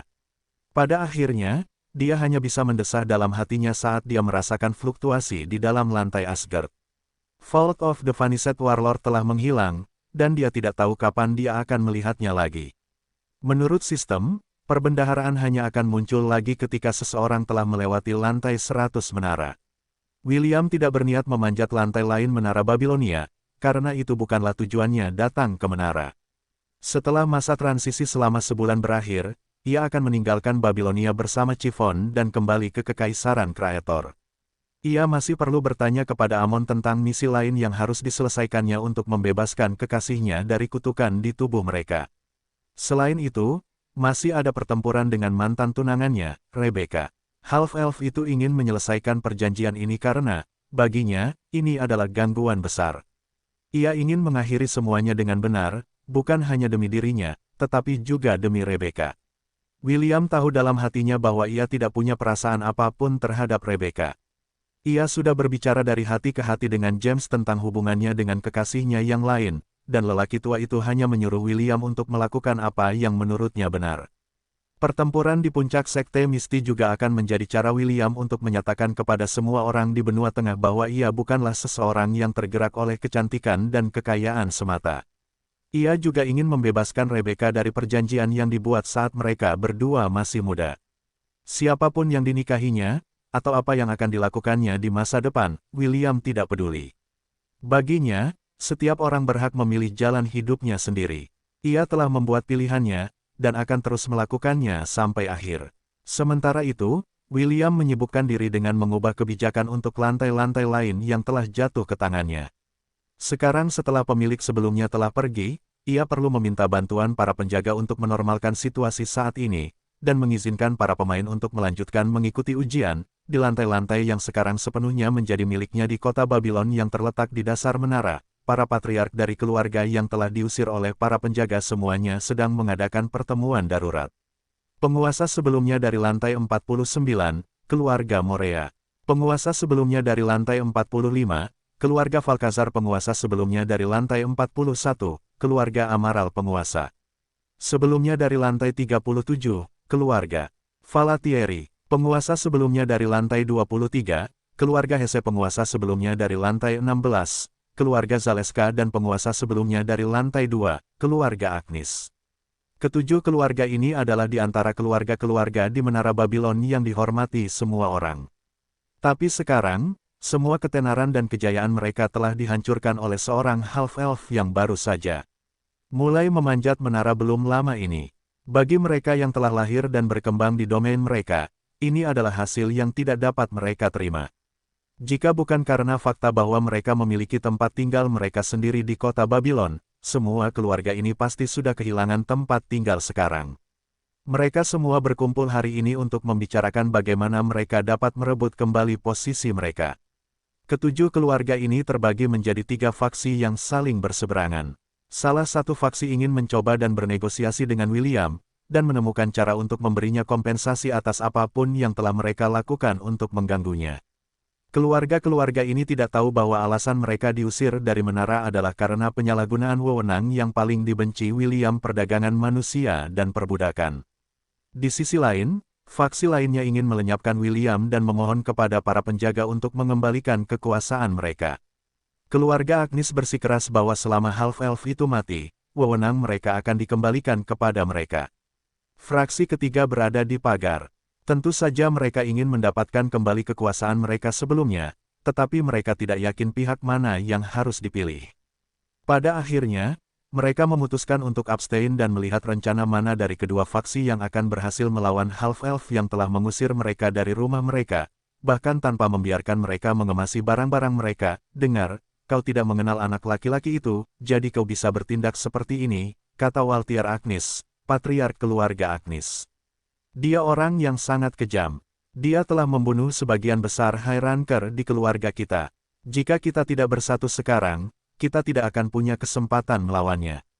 Patriark keluarga Morea, Janos Morea, mencibir Waltier. Itu karena kau telah membuatnya marah sejak awal, jawab Janos. Jika kau tidak mengirim anak buahmu untuk membunuhnya, mereka tidak akan mati seperti anjing. Sebenarnya, seluruh skenario ini terjadi karena ketidakmampuan keluargamu. Jika kau tidak mengganggu half-elf itu, semua ini tidak akan terjadi. Heksat Valkazar, Patriark keluarga Valkazar, menganggukkan kepalanya tanda setuju, sebelum melotot ke arah Waltier. Benar, karenamu, half-elf itu menyimpan dendam, dan sekarang membuat kita membayar karena kebodohanmu. Ini semua salahmu. Ketegangan di ruangan itu meningkat karena apa yang dikatakan kedua patriark itu tidak salah. Jika keluarga Agnes tidak membuat William marah dan mengirim High Ranker untuk membunuhnya, semua ini mungkin tidak akan terjadi. Kita bahkan belum bertemu dengannya. Kenapa dia menghukum kita seperti ini? Patriark keluarga Amaral, Damon Amaral, bertanya dengan kesal. Apakah ada di antara kalian yang tahu alasannya? Setelah Damon menanyakan pertanyaan ini, semua orang di dalam ruangan menjadi tenang. Dia menaruh dendam pada keluarga Agnes itu wajar, tapi bagaimana dengan kita? Kaleo Valatieri, Patriark keluarga Valatieri, bertanya dengan ekspresi serius. Kenapa kita? Semua orang di dalam ruangan itu adalah patriark. Mereka telah memperoleh posisi mereka karena mereka memiliki darah dan rencana yang sama, jadi tidak sulit bagi mereka untuk menghubungkan titik-titik untuk mencapai jawaban. Half-elf mungkin telah menargetkan kita karena praktik bisnis kita, Zorin Hesse, patriark keluarga Hesse, menyatakan. Itulah satu-satunya kesamaan yang dimiliki semua keluarga kita, bukan? Lexi Zaleska, dan patriark terakhir di ruangan itu, mendesah setuju. Anak nakal itu mungkin telah diperbudak di masa lalu dan sedang membalas dendam pada kita. Bicara tentang selera yang buruk. Setelah memahami alasan sebenarnya di balik mengapa mereka dikeluarkan dari menara, 7 patriark merasa tidak enak badan. Sekarang setelah mereka memahami dendam apa yang dimiliki half-elf terhadap mereka, mereka merasa bahwa untuk mendapatkan kembali posisi mereka akan mengharuskan mereka membayar harga yang sangat mahal. Mereka tahu bahwa berlutut di depan William dan berjanji bahwa mereka tidak akan melakukannya lagi adalah kebodohan belaka. Suap, sekarang half-elf adalah pemilik lantai 51 dan juga 7 lantai lainnya, dia tidak akan kekurangan uang, token, dan sumber daya. Wanita, meskipun ini mungkin berhasil untuk beberapa orang, semua orang di ruangan itu percaya bahwa metode ini tidak akan berhasil melawan William. Tentu saja, jika gadis itu adalah wanita cantik dari dunia lain maka ada kemungkinan dia bisa menjerat half-elf. Masalahnya adalah tidak ada wanita muda di keluarga mereka yang cukup cantik untuk menghancurkan sebuah negara. Mungkin kita bisa menggunakan orang-orang yang penting baginya sebagai alat tawar-menawar, usul Waltier Agnes. Kita perlu tahu lebih banyak tentangnya dan menargetkan anggota keluarga atau teman-temannya. Mungkin kita bisa mencapai kompromi setelah kita mendapatkan mereka di tangan kita. Semua leluhur menganggukkan kepala tanda setuju. Mereka adalah orang-orang yang tidak keberatan mengotori tangan mereka karena ini adalah cara hidup mereka. William telah mendorong mereka ke sudut dan ini adalah satu-satunya hal yang dapat mereka pikirkan untuk membuat half-elf itu berhadapan langsung dengan mereka. Tanda pisah tanda hubung. Seminggu setelah berita tentang William yang berhasil membersihkan menara diumumkan ke seluruh dunia. Sudah lama sejak kita memanjat menara, aku jadi bersemangat. Kata sebuah suara yang bersemangat. Aku ingin tahu seperti apa William ini. Apakah dia kuat? Kuharap dia kuat. Aku ingin bertanding dengannya. Apa kau tidak malu pada dirimu sendiri? Kekerasan tidak selalu menjadi jawabannya, jawab sebuah suara yang tenang dan menyenangkan. Kesan pertama itu penting, jadi kita perlu melakukan ini dengan cara yang beradab. Tapi adu tinju lebih cepat. Dan inilah mengapa kau selalu mendapat masalah. Tidak semua hal dapat diselesaikan dengan kekerasan. Sebuah desahan lembut terdengar di samping kedua suara itu. Berhentilah berdebat, kata sebuah suara lembut. Begitu kita tiba di kota, kita akan langsung menuju lantai 51. Biar aku yang bicara. Dengan begitu, tidak akan ada masalah yang muncul. Gelombang kau tidak menyenangkan. Ini pilihan terbaik yang kita punya. Karena kalian berdua sudah sepakat, sekarang saatnya kita pergi. Peri cantik itu menatap menara yang menjulang ke langit. Akhirnya aku punya alasan untuk bertemu denganmu, William. Tanda pisah tanda hubung. Sementara itu, di lantai Asgard, Kita berkumpul di sini hari ini untuk menyambut anggota baru tim kita, Bacon dan Sarur. Kasogonaga mengumumkan dengan suara yang menggemaskan. Biarkan mereka merasa diterima, semuanya. Ercitu, Soglav, Bastian, Skadres, B1, B2, dan Aeton, bertepuk tangan, bersiul, dan berkicau untuk menyambut dua rekrutan baru ke dalam pasukan mereka. Gullinbursti, yang sekarang dijuluki Bacon, oleh William, menganggukkan kepalanya dan menjerit lucu untuk memberi hormat kepada seniornya. Sarur, di sisi lain, hanya melayang di udara dan tertawa. Hah, merupakan kehormatan bagimu untuk berada di hadapanku. Sarur menyatakan dengan nada sombong. Aku telah melihat banyak medan perang dan selalu berada di garis depan. Selama kalian semua memanggilku bos, aku akan memastikan tidak ada yang bisa menindasmu. Tidak ada yang memperhatikan mythical mace yang sombong itu. Sebaliknya, mereka mengelilingi anak babi emas yang sedang menatap mereka dengan rasa ingin tahu yang tulus.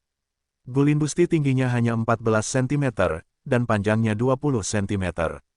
Karena ukurannya, para bis di Williams Heart and Legion menganggapnya cukup imut, dan memiliki keinginan kuat untuk melindungi si kecil yang telah menjadi hewan peliharaan Chiffon, dan sahabat bis ketiga. Di dunia Hestia, hanya ada sedikit orang yang bisa memiliki lebih dari satu sahabat bis. Entah mengapa, Chiffon merupakan pengecualian dari aturan ini, dan tidak hanya memiliki satu, tetapi 3 bis kompanion. Bis kompanion adalah bis yang membagi kekuatan mereka dengan kontraktor mereka. Pada gilirannya, kontraktor mereka juga membagi kekuatan mereka dengan mereka. Ini juga alasan mengapa B1 dan B2 mampu berubah menjadi Phoenix merah dan biru selama pertempuran mereka melawan Belial. Sekarang karena Bacon menjadi bagian dari gambar, anak babi emas kecil itu mungkin juga memperoleh kemampuan untuk berubah dan tumbuh lebih besar karena kemampuan Chiffon yang terbangun. Oi, kalian bajingan berani mengabaikan Sarur yang hebat ini. Gada biru tua itu marah karena kurangnya perhatian yang diterimanya dari lingkaran dalam William. Berhentilah berteriak, dasar bajingan. Apakah kau pikir kami tuli?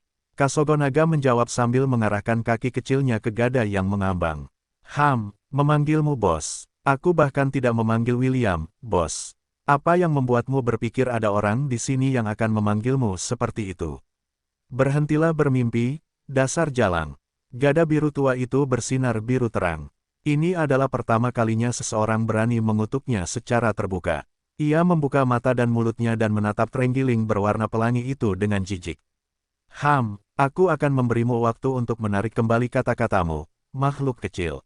Sarur berteriak dengan marah. Jika kau tidak mengakui aku sebagai pemimpin kelompok ini, aku akan menghajarmu sampai kau tunduk padaku.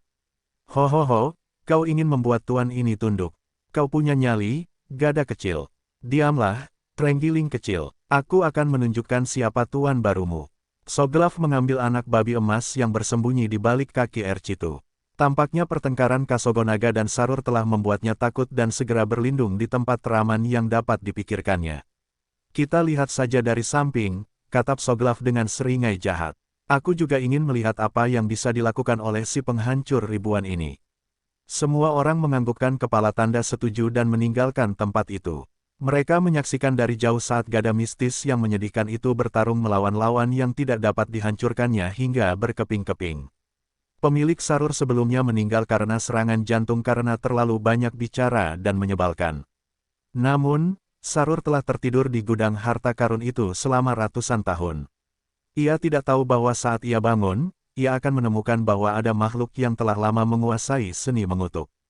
Hal ini membuat gada yang paling banyak bicara sekalipun menutup perangkapnya saat menghadapi kutukan Kasogonaga yang menggemaskan, yang telah dipelajarinya dari burung-burung pemarah, dan hampir menabrak dirinya sendiri dengan sisik berwarna pelangi yang tidak dapat dipecahkan yang bahkan telah dikenali oleh para dewa Hestia sejak lama. Tutup matamu. William membilas sampo berbusa dari rambut Chiffon dengan sangat hati-hati.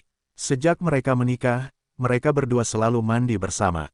Setelah memastikan rambutnya dibilas dengan benar, dia menggendong Chiffon ke bak mandi yang sudah terisi air hangat dan dengan lembut meletakkannya di dalamnya.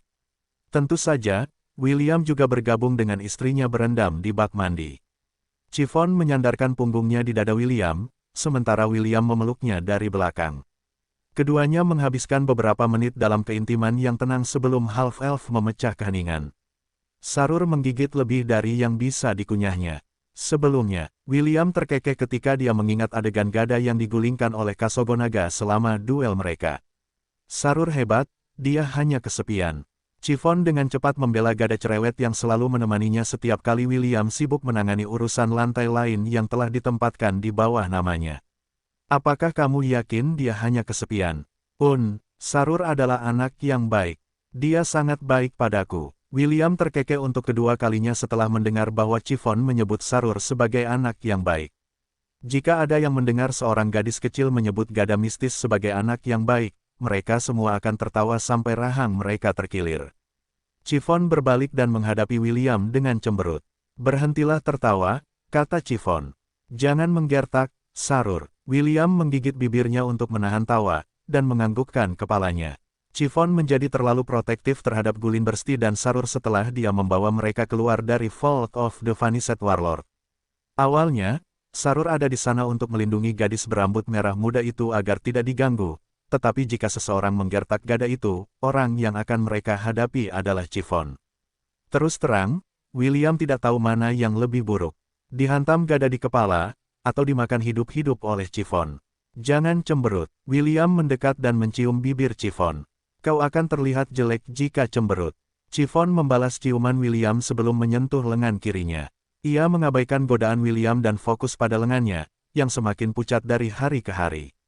Ia tahu mengapa hal itu terjadi, tetapi half-elf itu tidak tampak terlalu terganggu dengan situasinya saat ini.